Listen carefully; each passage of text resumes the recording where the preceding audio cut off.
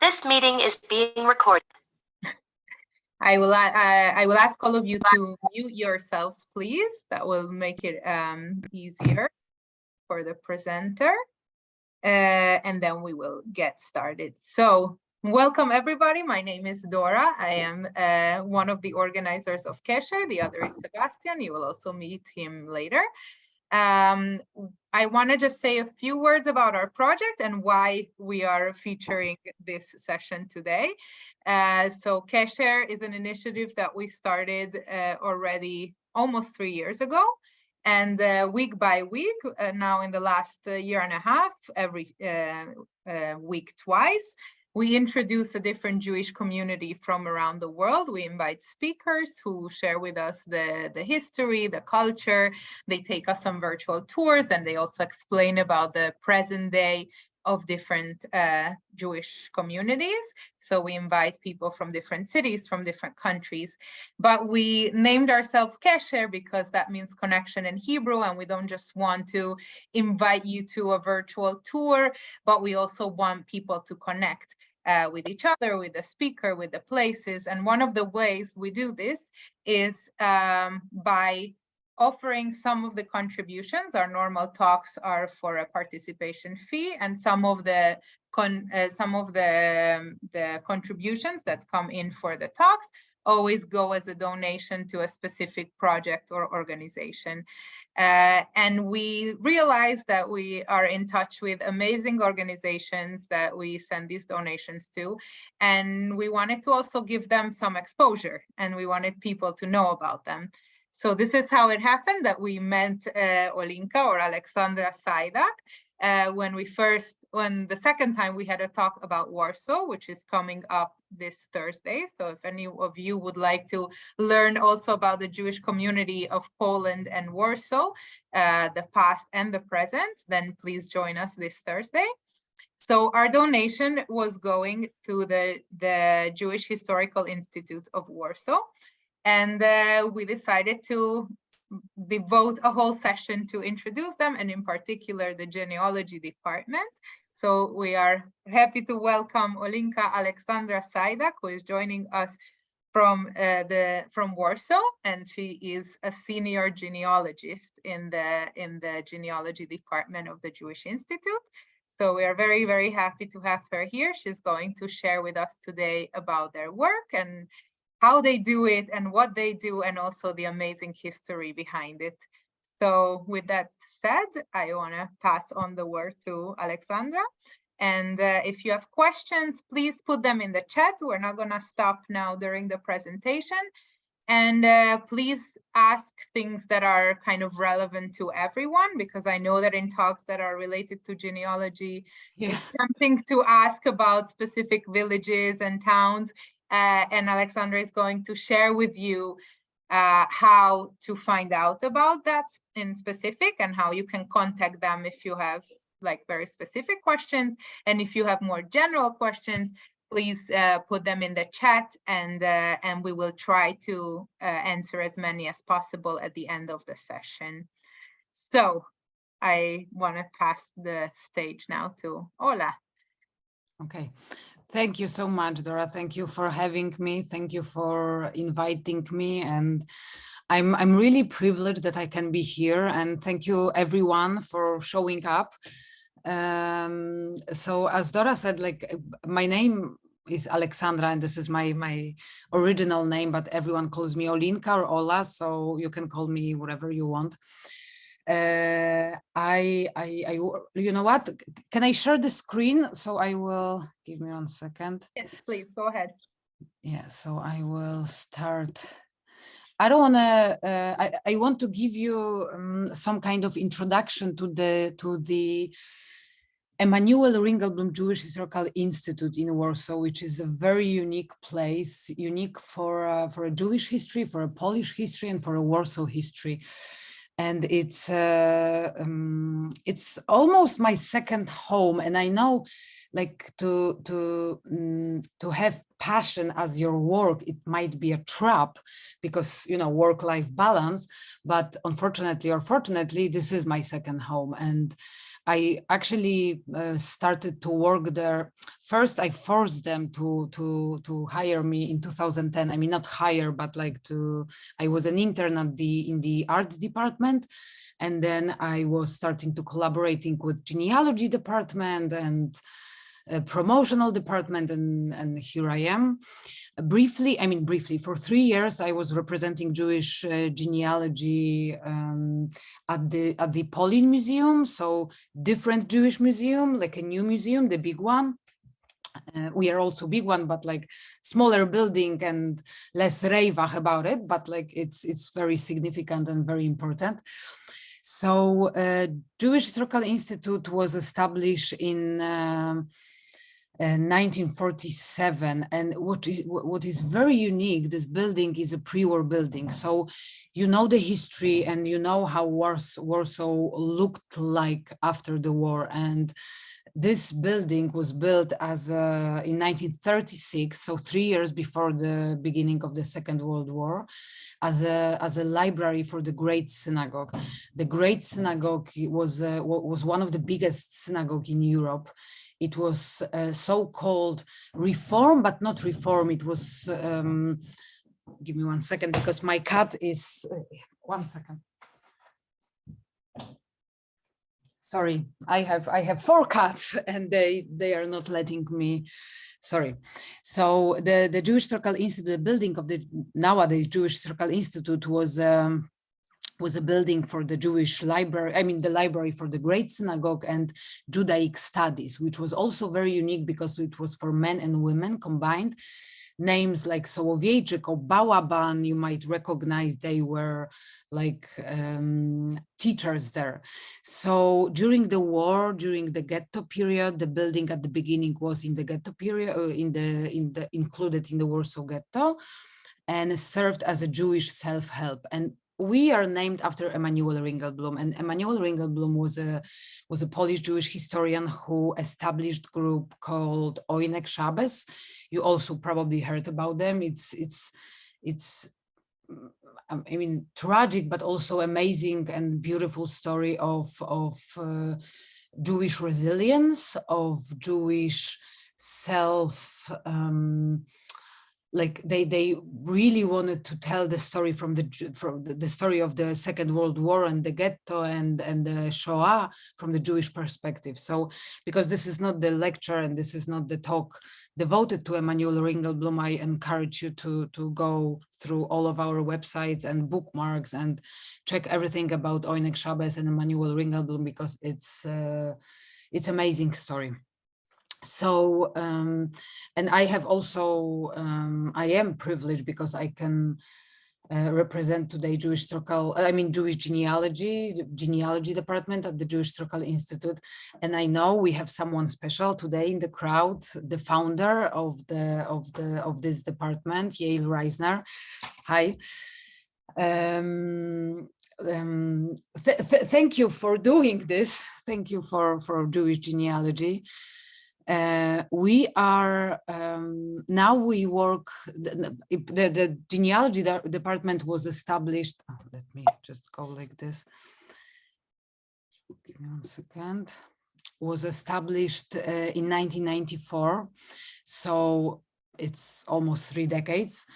And we work, I want to tell you a little bit about our methodology and about how we work with people. And we work with people on site, so at the Jewish Historical Institute, but also via email. So at the end, you will see our email. And if you are interested in Jewish genealogy, if you have roots in Poland and what was Poland, we encourage you to write to us and be patient, because sometimes it might take a while to respond, but like, we will respond, but like we need, there is a lot of people coming into our office.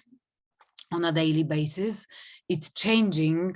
I mean, it has changed because of the COVID, of course, and like before COVID, it was almost like, you know, like I was laughing, like a clerk office, like, you know, like next family, but like it's a little bit calmer.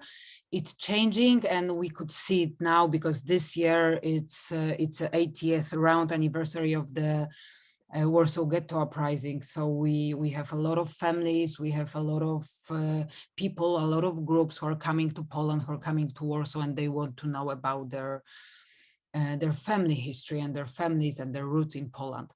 So basically how we work, I use the word methodology, but like for us it's really important to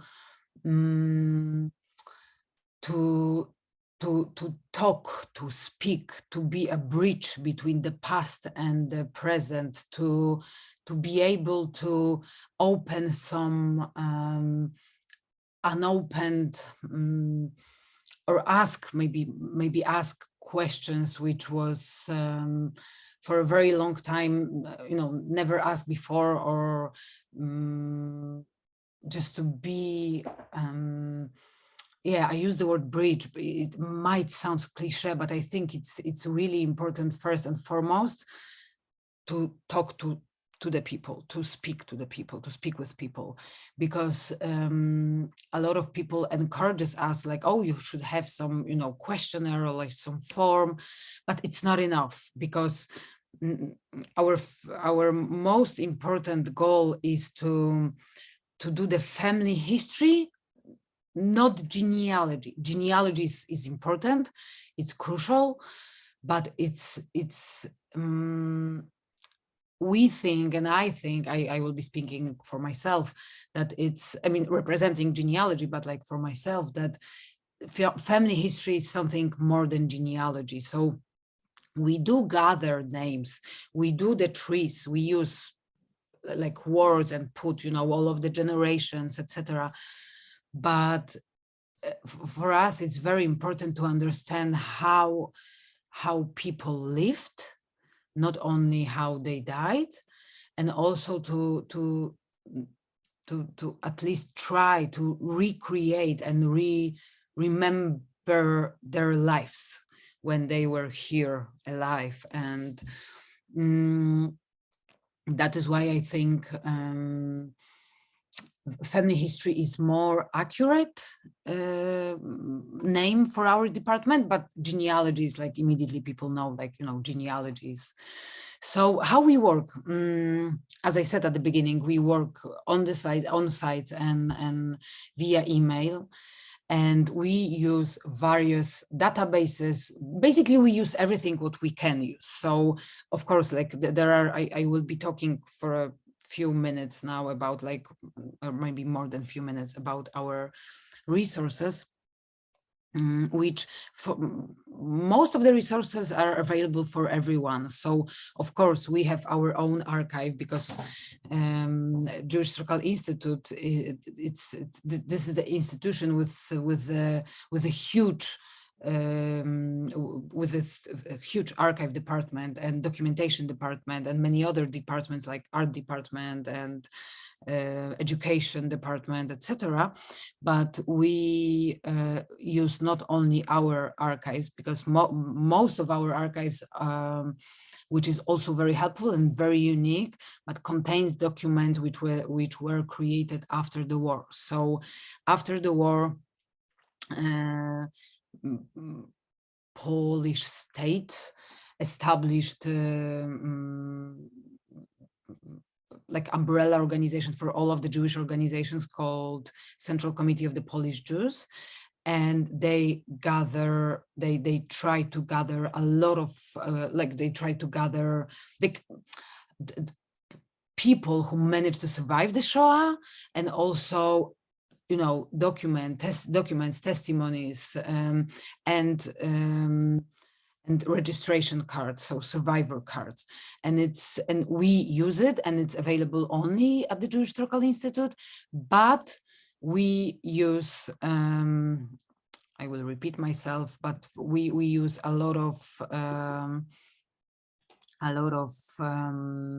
other resources, and resources which are available for everyone, but sometimes people don't know how to use it, because to use it correctly and with some good results, sometimes you have to know some other languages.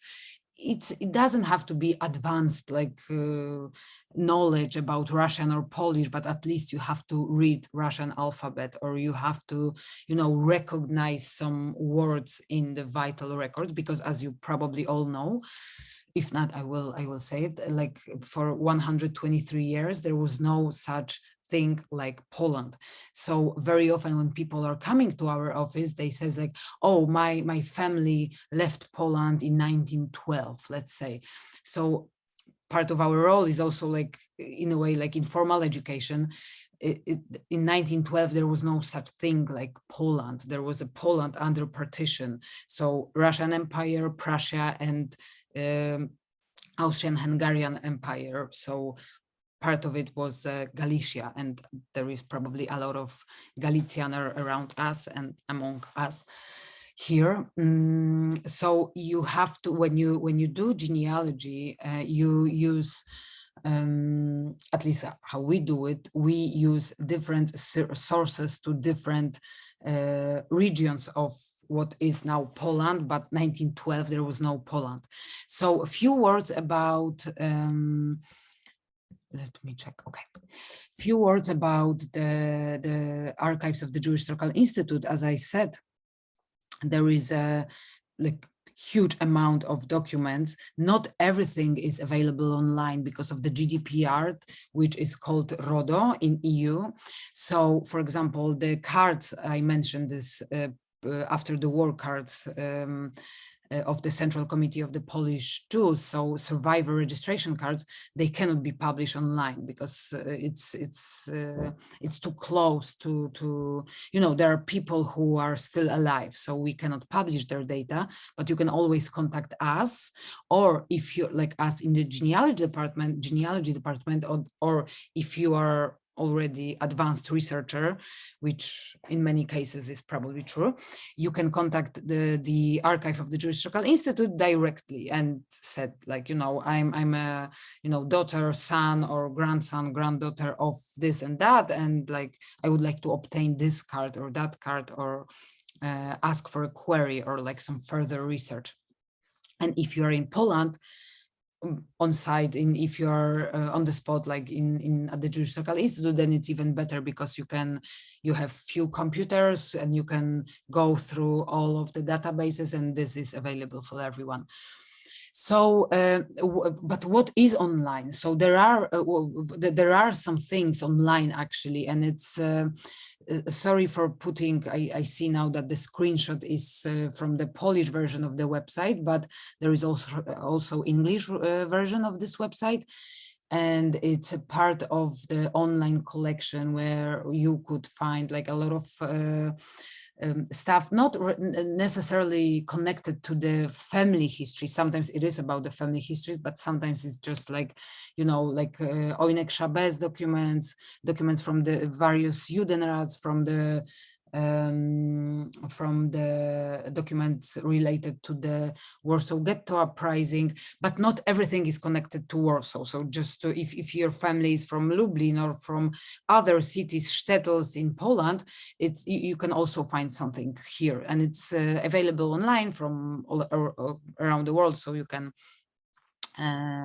if there are allows, I can like you know, prepare like this, like a lot of links with like some I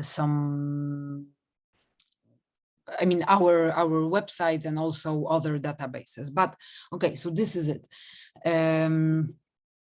Here is something very interesting. You know, only in the Warsaw Ghetto around 100,000 people died. And I'm not talking about the people who were killed in Treblinka or who were killed on their way to Treblinka, or but like people who died because of the hunger or some diseases, or, you know, but you know, most of the people died without the death certificate. But we have in our archive at the Jewish Historical Institute, we have around 10% of the death cards from the Warsaw Ghetto, and all of the cards are available also in our website. So on our website, sorry. So you can you can look with the name, using the name as I use in this screenshot, like Birnbaum, and you will see all of the documents related to the Birnbaum in our archives. But it's still worth to contact the archive directly or us, because it's you know, it's just it's the database is amazing, but it's not complete because there are still some things which are digitalized.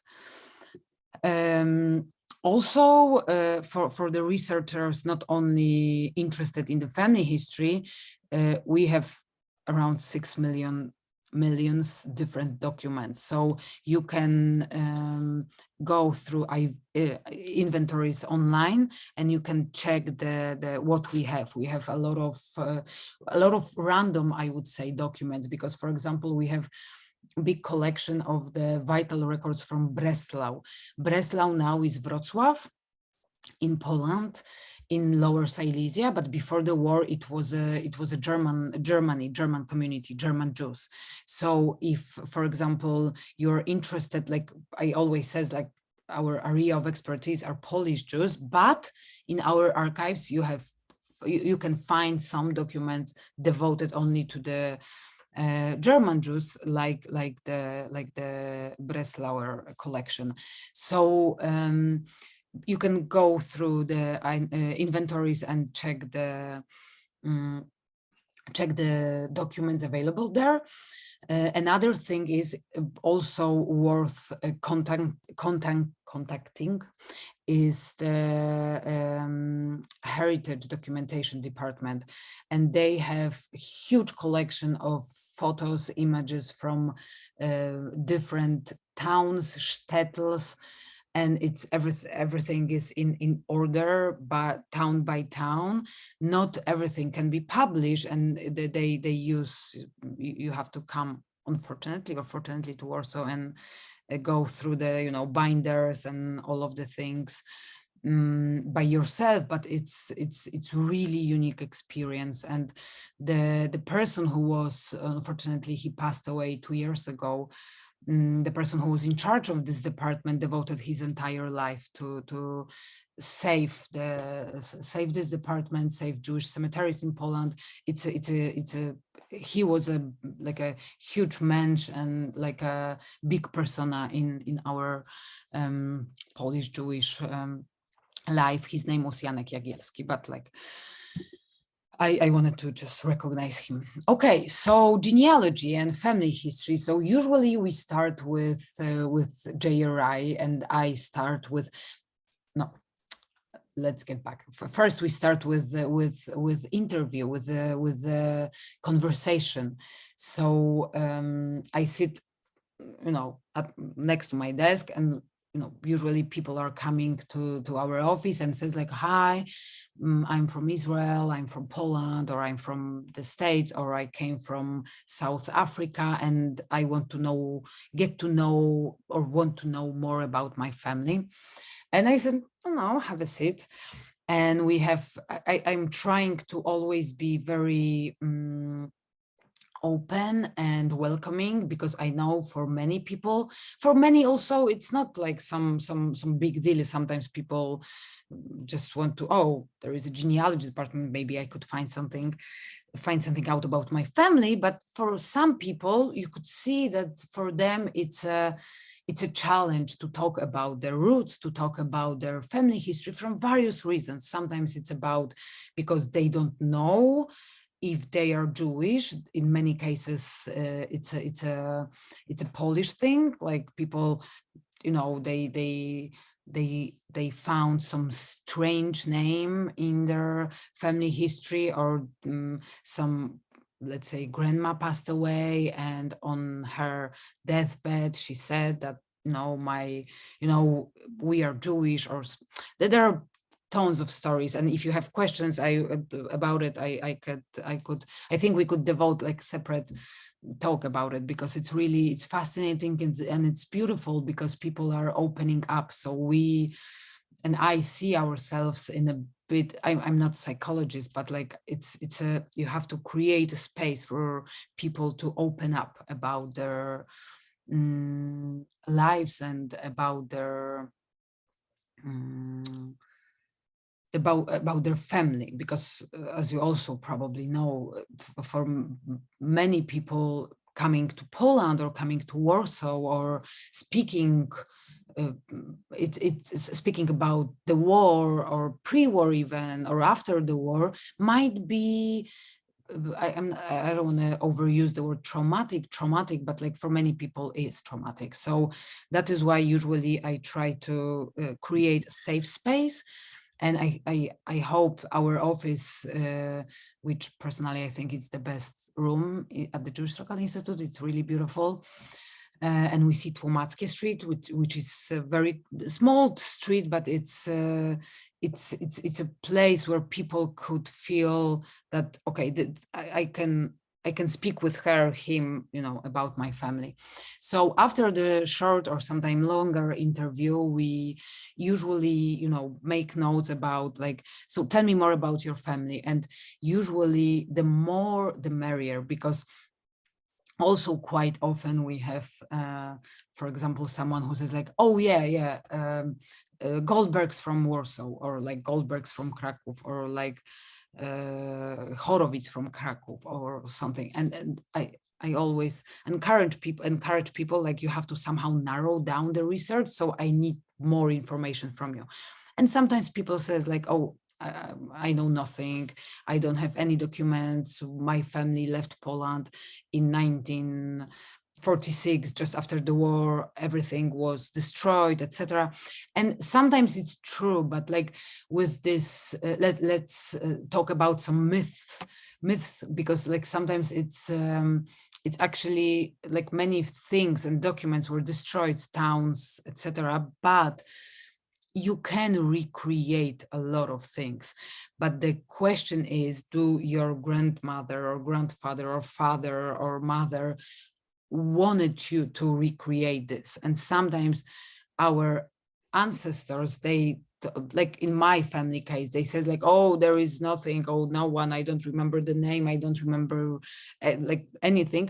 But leat, slowly you can discover some things. The art is, I mean, like the biggest challenge is to asking the right questions. So with every guest, with every family, we want to ask the right questions. And also we are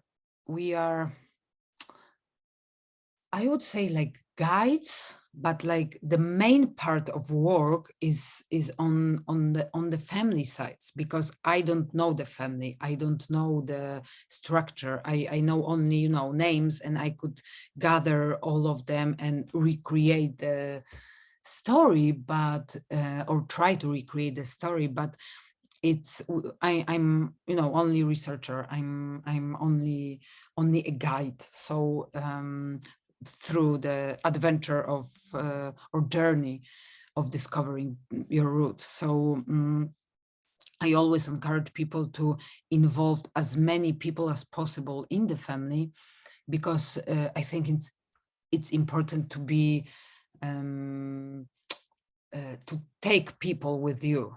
And we also meet a lot of like lone, like very, I'm not saying lonely, but like alone researchers. Like you have this, they always like, oh yes, we have this crazy aunt, or like this crazy someone.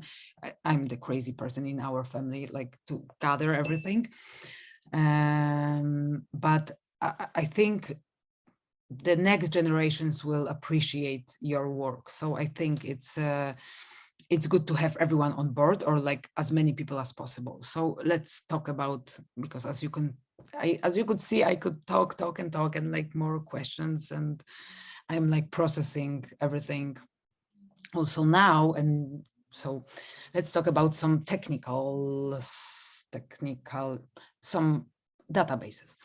So we start with JRI Poland. It's Jewish Records Indexing Poland. It's amazing database, which it's American database, but they work closely, tightly with not only with the Polish State Archives, but also with Yad Vashem, and I know that many other institutions and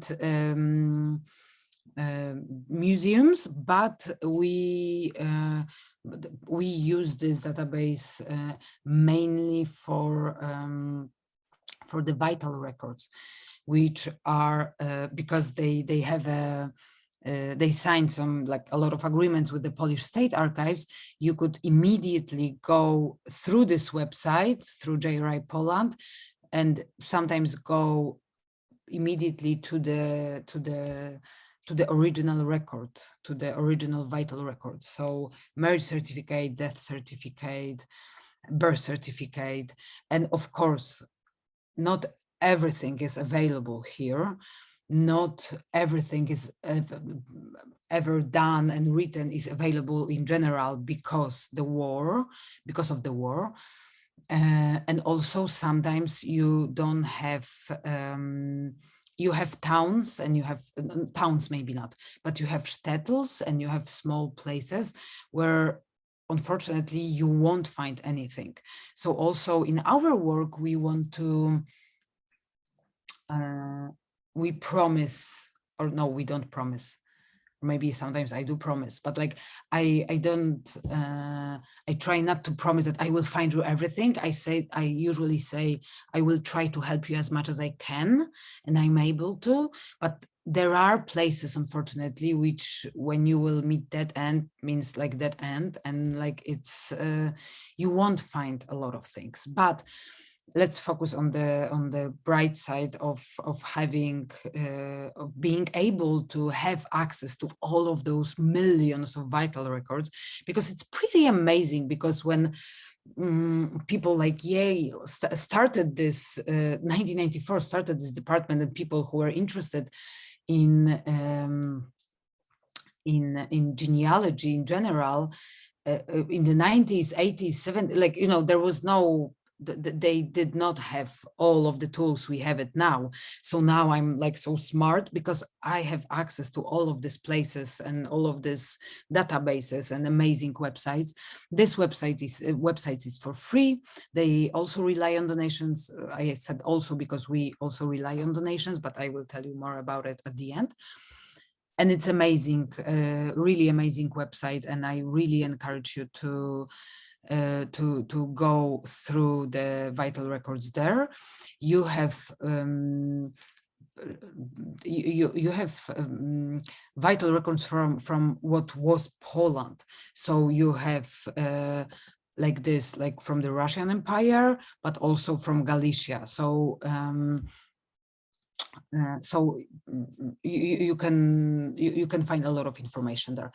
Most of the documents, vital records, or all of the vital records which you might find in the JRI Poland comes from the Szukaj w Archiwach. So the website of the State Archive of Polish State Archives. Now they are, I wanted to say slowly, but actually not slowly, because they did like tremendous work during COVID, and they put tons of vital records and other documents, because also you have censuses, you have residence lists, sometimes you have some, like you have like variety of documents which you might find here. The issue here, because JRI Poland is available in English, the issue here is you have, as you could see, you have like English version of the website, but still the documents will be in Russian, Polish, German, and but it's also, you have also another, you have a lot of tools which might help you to read the Cyrillic, to read Polish. So yeah, this. here is also the example of how many actually you see here. You have more than 59 pages, but it's not everything, of only Mojżeszowe, which means Mosaic, like Jewish records. And it's worth knowing, and also we could help you to, you know, decipher the because when you decipher, when you find out like what is written in one birth certificate, one death certificate, and one mercy certificate, then you will be able to read the rest of it, because it's like a standard formula. It's really, it's not that complicated. Also with the Russian, it's like you have you know, repeated words in every single vital records. We also use, I am an old school, I like books, I love computers, and I love that like all of this technology and that everything is available online, or not everything, but a lot. But you still have some publication which are not available online, even in like, you know, libraries, like online libraries. So sometimes you have to go through old books and not so old books. So this is also one of our tools. This is the book with about Jewish surnames and etymology, and this is just an example. I see the time, and of course it's already late, so yeah, I know. So I will try to. So another website is JewishGen. JewishGen is amazing because it's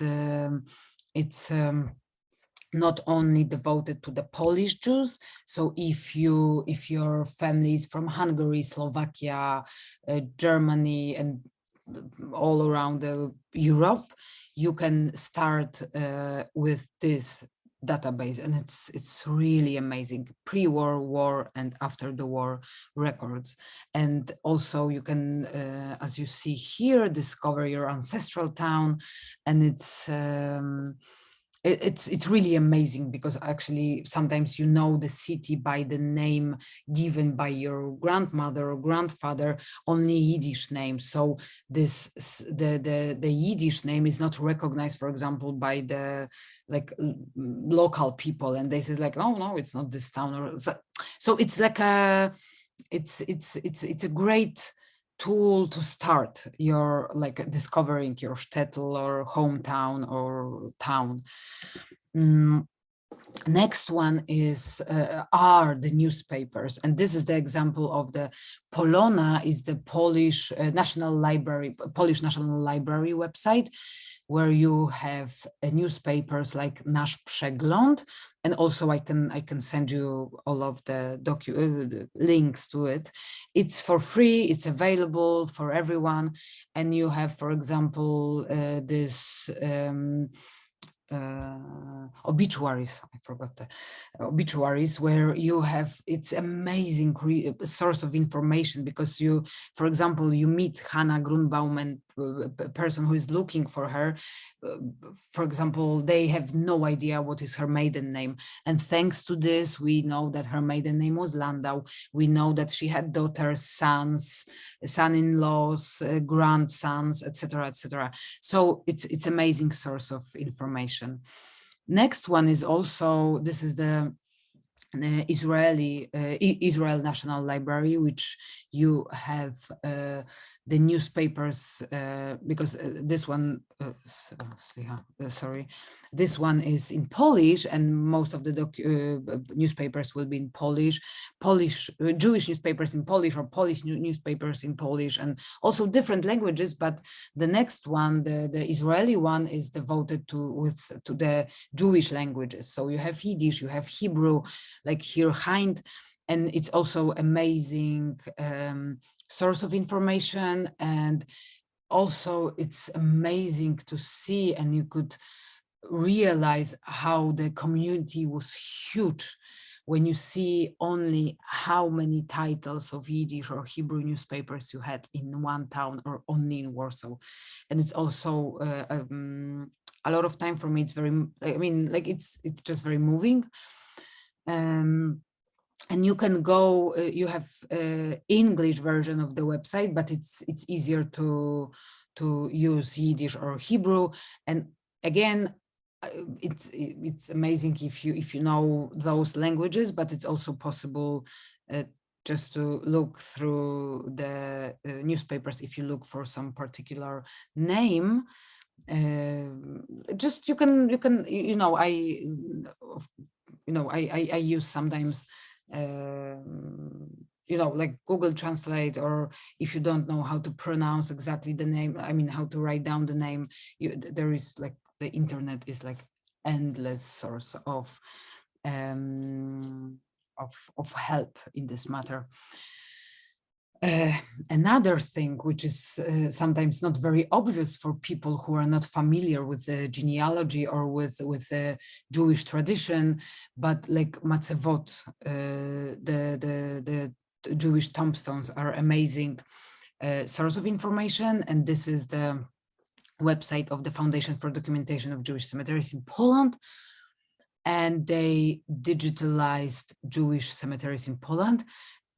Like in previous cases, it's not super complete. They did amazing work because, for example, thanks to this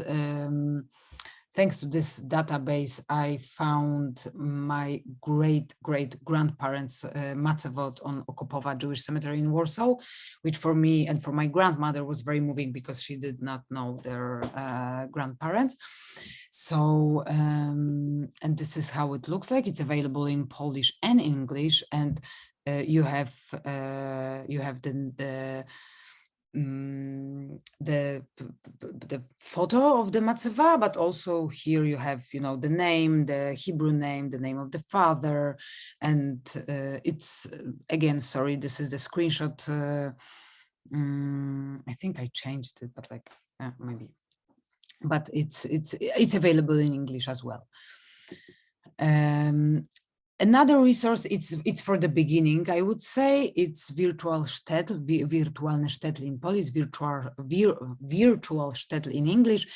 It's a website done by, I mean, it's ongoing process because they keep adding the things and information and cemeteries and heritage sites and newspapers.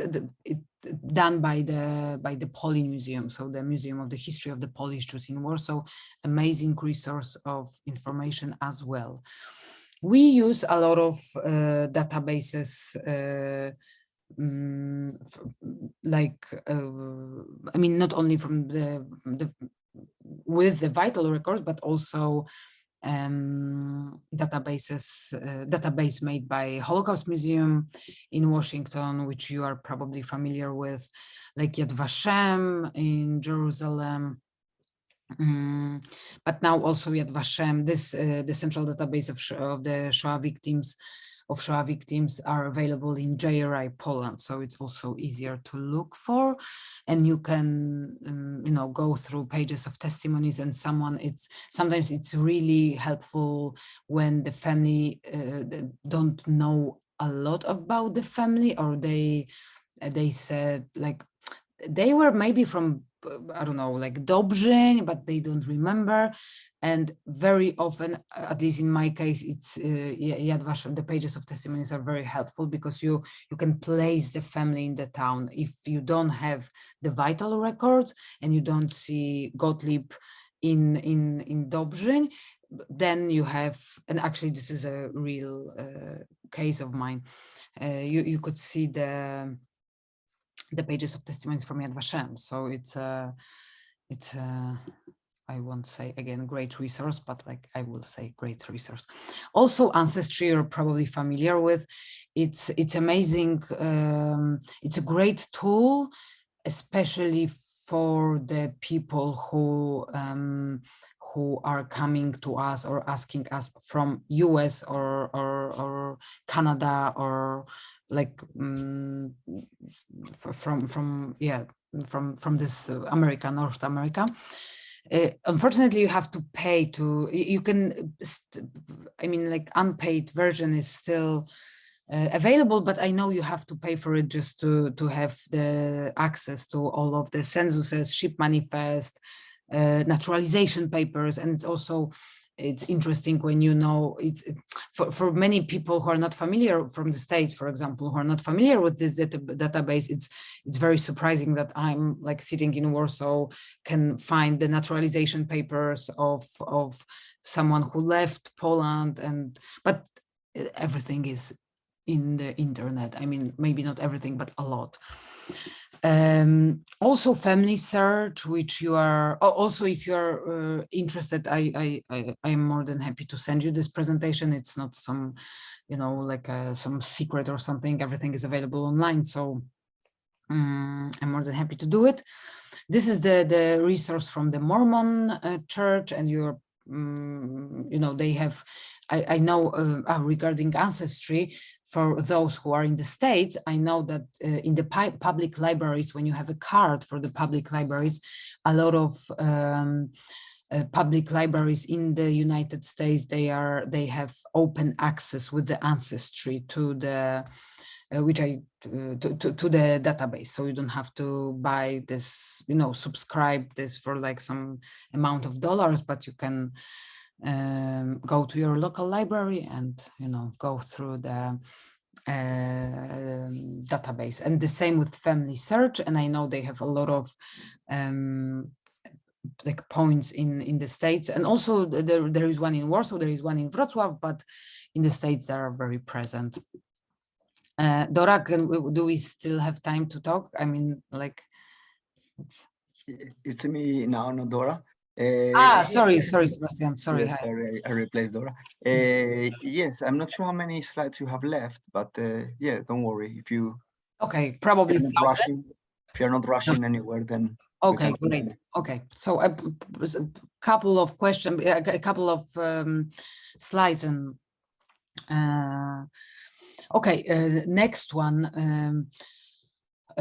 This is a good place to say that, like, a lot of people are passionate, sometimes obsessed with genealogy, and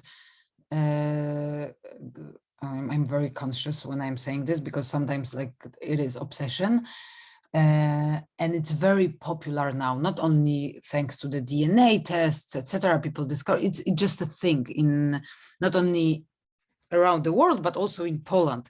And there is a lot of, like, really a lot of website devoted to very specific region. I will show you later, when you have, for example, only for the Lublin area, or only for the Poznań area or Suwałki area, and you have a lot of people who are involved and who go, you know, voluntarily to State Archive and just, you know, index the documents, read the documents, and they put it online. Most of this database, which I'm talking about now, are in Polish, unfortunately. But again, it's still, if you know us, and if you will get to know this website, you will be able to trace their data.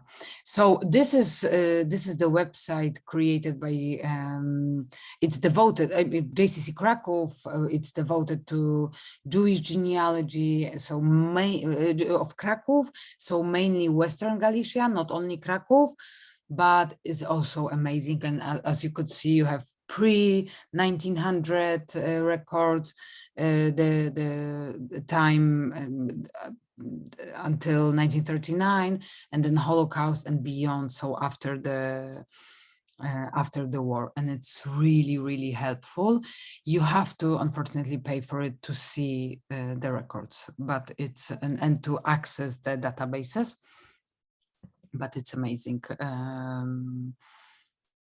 It's a good resource.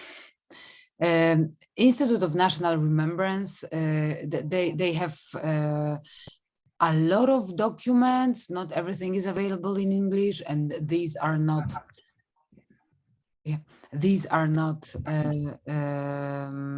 vital records. Different documents, especially I think interested for the families who left Poland in the late 40s, in the 50s, in the 60s, so deep communism era. 50s, so Stalinism, so horrible repercussion, and like, but like they were very, they collected a lot of data about the people, not only Jews, but people who left Poland. So if someone left in 1956, 1957, later, then you might find like the whole files of your family from not very distant periods, because 50s, 60s, etc. And to do the query there, you have to be member of the family. So you have to, I mean, you don't have, it's not like some super, you have to prove, you know, with like, I don't know, you know, you just have to be member of the family. Sorry for, I'm a bit, but it's, and also they have a lot of branches, not only in Warsaw. Also, they create this website for the people who are, I mean, most of the people in Poland were involved in war in some way or another, but it's you might find in this database, it's unfortunately not available in English, but I'm saying you about this because it's, I'm telling you about it because it's you have for example, if your ancestor was in the military archive is not under the, it's under Ministry of Defense supervision or something. So the access there is completely different. It's not so easy to get there. But in this website, you have a lot of in this database, you have a lot of records devoted to the people who were involved, who were soldiers, who were in some stalags, etc. So it's helpful. Also, we use websites of the places like the former concentration death camps, if they have records, because as you know, like places like Bełżec or Treblinka, you don't have records from the death camps. You have records from places like Auschwitz-Birkenau. So if your family was there, if someone from your family was there as a prisoner, then there is a huge possibility to find some information about them. Also, Auschwitz-Birkenau, they have their own separate archive unit, so I mean department, so you can contact them. And if you will be in Oświęcim, in the city of Oświęcim, in the camp, visiting or something, they can work on, they can help you there also as well. Tough.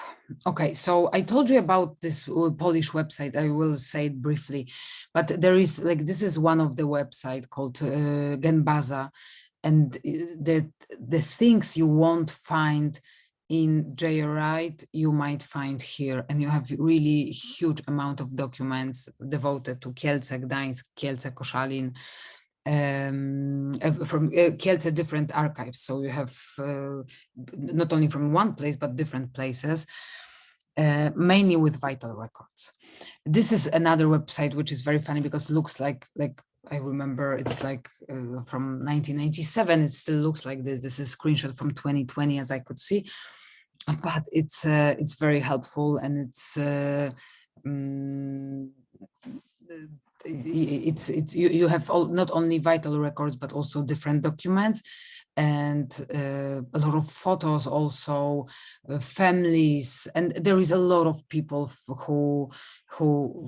there is a lot of people from abroad who already are here. So and it's for free, and they rely on donations, but like it's for free.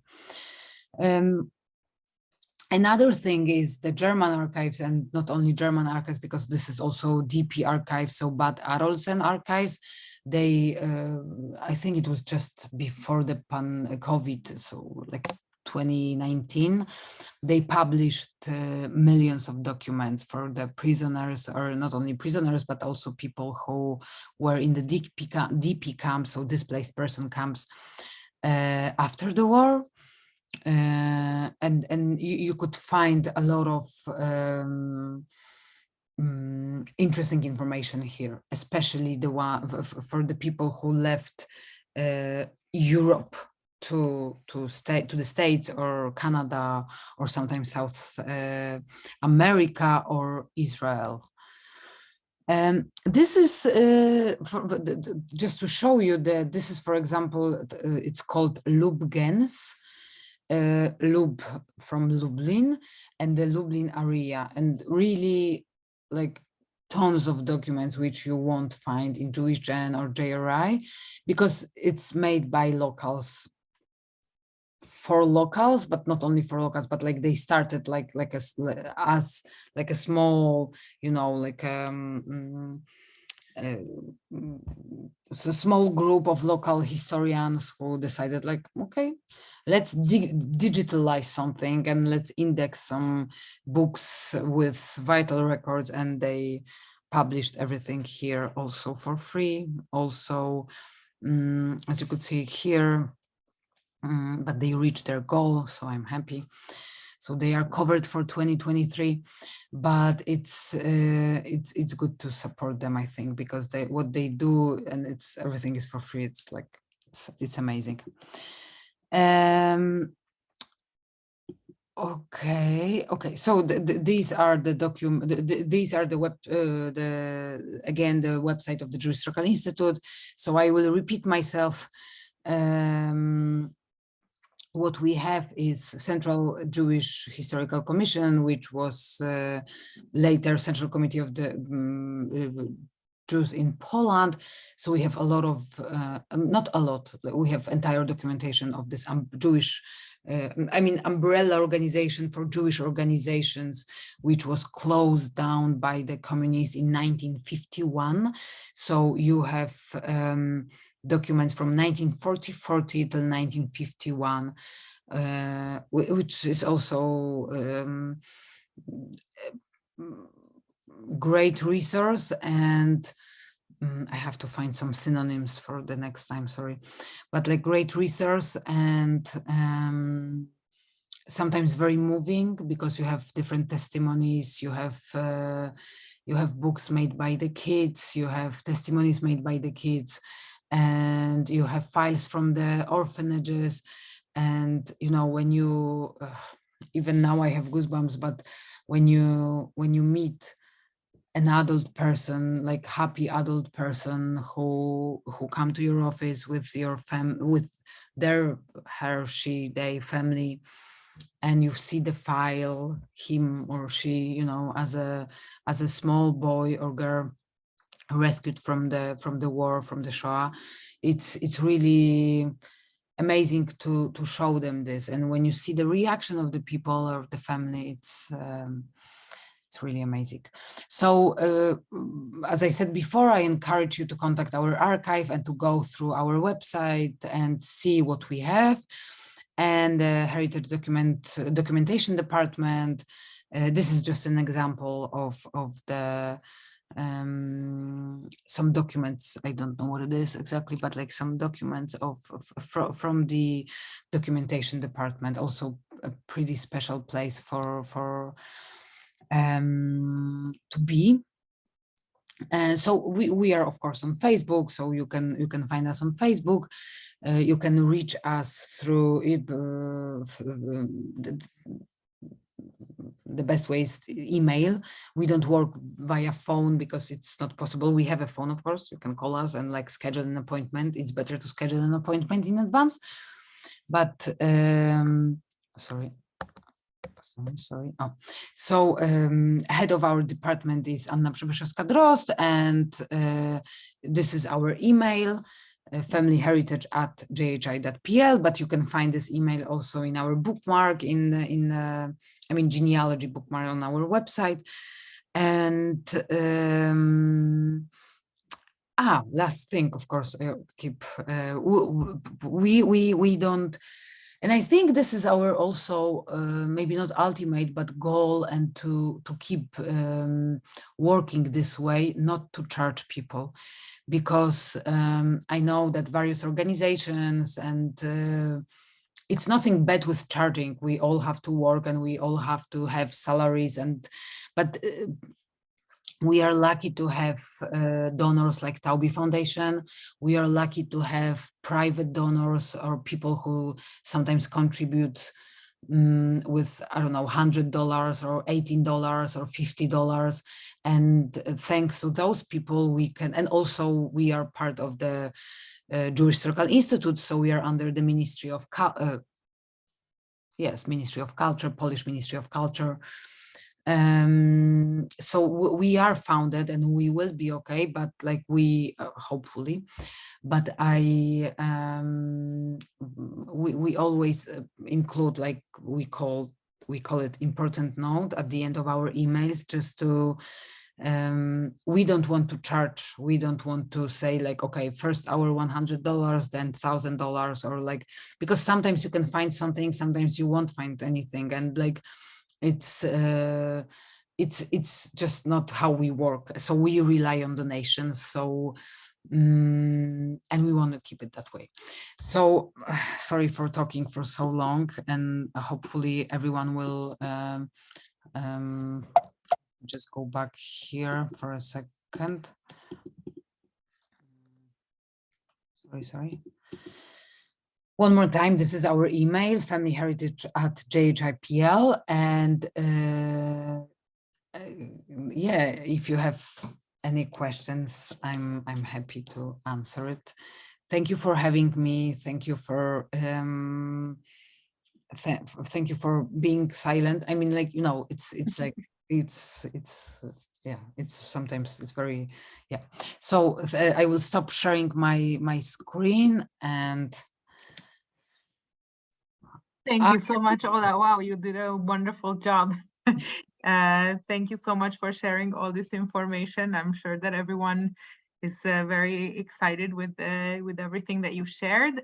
Some people asked during the presentation, and Ola told us that we can share her slideshow, so you will receive this tomorrow. So you will have all the information. You will also receive the recording of this talk. So if you couldn't take notes, don't worry, you will have everything the latest by tomorrow. We will read out just a few questions because now we are a bit short on time. But let's see. We wrote down a few questions, and if anything is not answered, then please get in touch, of course, with Ola. Do you have records from areas of Belarus and Galicia? Okay, so Belarus, let's start with Belarus. Belarus is, especially now, it's a quite complicated area to research. Part of Belarus, like Grodno, which before the war, before the Second World War, was in Poland, obviously is not now in Poland. So we don't have a lot of resources. You can find something on Jewish Gen. So one of the first slides I showed you, but before the war, and now I'm talking about the Russia war on Ukraine, people go there, and I went there even, and you on paper they says like no, nada, nothing, no documents. But then we go to the archives and you actually have a lot of information. So the best way, and my suggestion, is to try to write to them, but they might not answer nowadays because of the obvious situation and Lukashenko involvement and like sympathy to Putin. But you can find, hopefully when the war will end, we will, you know, send the researchers, and there are a lot of local researchers close to the Polish border, Polish-Belarusian border. And they go there, and they do the research. So there are some vital records. There are not many vital records and documents from the Belarus in our archives, I mean state archives, and not at the Jewish Circle Institute. Regarding Galicia, it's a different story, because a lot of documents from the documents, not only vital records, but also documents that are now in Warsaw, in the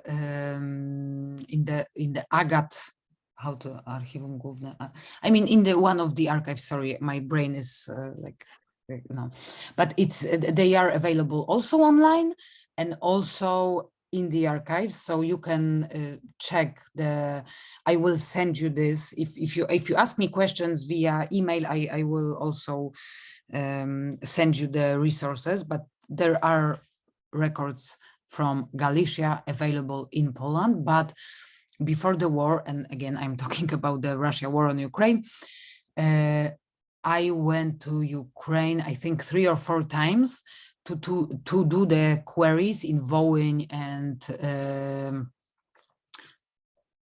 I mean Galicia region, I would say places like Ivano-Frankivsk, which was Stanisławów, Buchacz, Lviv, of course, and they are, I mean, really amazing people who are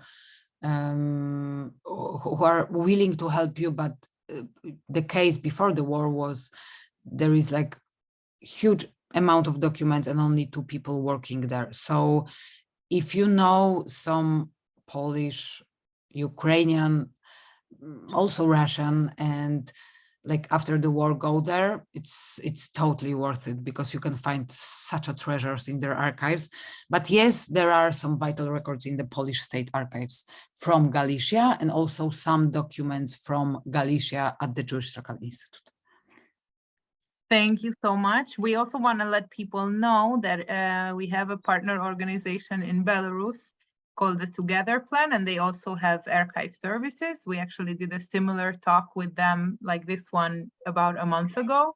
So we can send you also that presentation, and they can speak about specifically the Belarusian area.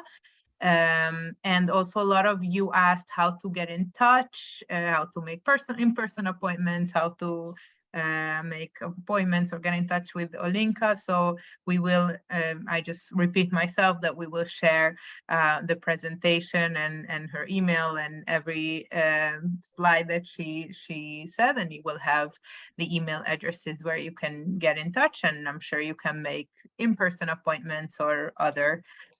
So you will receive this. And before going on to the next question, I just want to also remind you that if you want to learn about Polish history, then you can join us this Thursday, and we're going to have a wonderful guide who will also not only talk about the history, but also about the present day sites, what you can find today in Warsaw and community. So we will, of course, share this one, and by signing up to this talk on Thursday, you're also going to support the genealogy department of the Jewish Historical Institute, because on Thursday this is where our donation will go to. There was a question if there are records for Jews who were deported to Lublin and then to death camps. We have in our archives some documents, and you have also in the Lublin archives some documents of the people who were imprisoned in some various prisons, not only like Jews, non-Jews in the Lublin and Lublin area. You have some documents from Majdanek, but you don't have, and actually Majdanek, the concentration camp, they have their own archives, and the department devoted only to their archives, and you can contact them via email as well. But it's really important to understand, because people very often, I don't know why, maybe because, you know, of the movies or some stereotypes, but people think that when the Germans were the Nazi Germans, where they send people, they did the list of the people, they do the lists. So you have all, there are no lists to the death camps.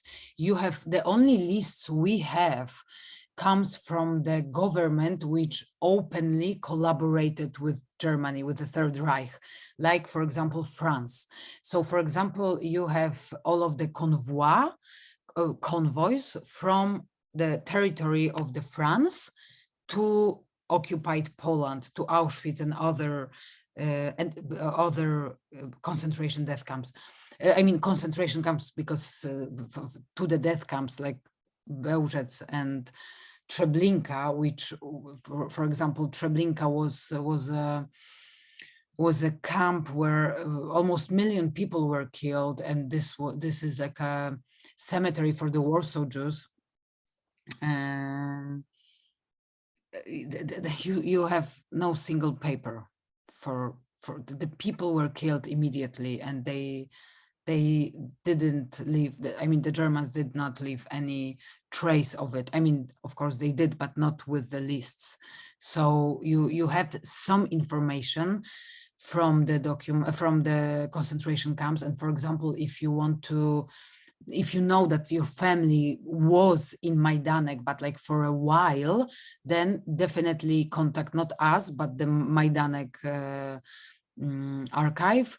Same with Auschwitz. Contact Auschwitz archive, because they are the best people to contact regarding this matter. But like death camps, unfortunately, we have millions of people who died like without the trace. And even just to tell you briefly, even for my own family, like I know that my grandmother had 3 sisters, but like she was outside of the ghetto already, and she doesn't know what happened to them, and no one knows what happened to them. So we assume that they were killed somewhere in Warsaw, or in the Warsaw ghetto, or in Treblinka, but I can't say they died in Treblinka because I have no idea. Maybe they tried to run away from the train and they died somewhere on the way. So I'm assuming, but like there is no trace. There are no traces. Thank you so much for this answer, and also sharing a bit about your own family story.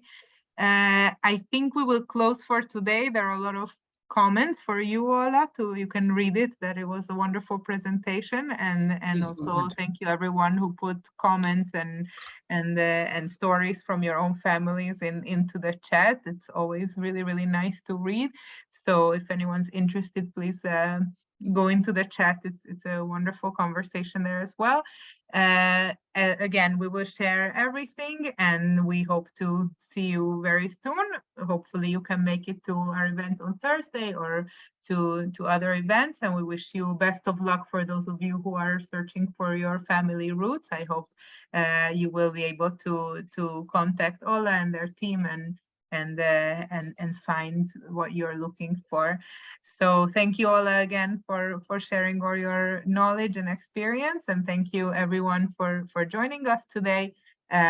Will you hear from us tomorrow with all the resources. Thank you, Dora. It's Carol. Hi.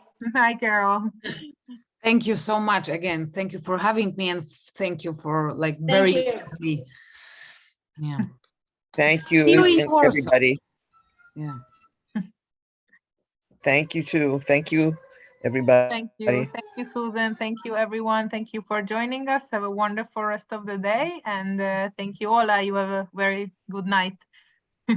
For those of us in Europe and Israel, good night, and those in the US or anywhere that is still daylight, have a wonderful afternoon. Thank you so much. Bye-bye. Bye-bye. Bye, everyone.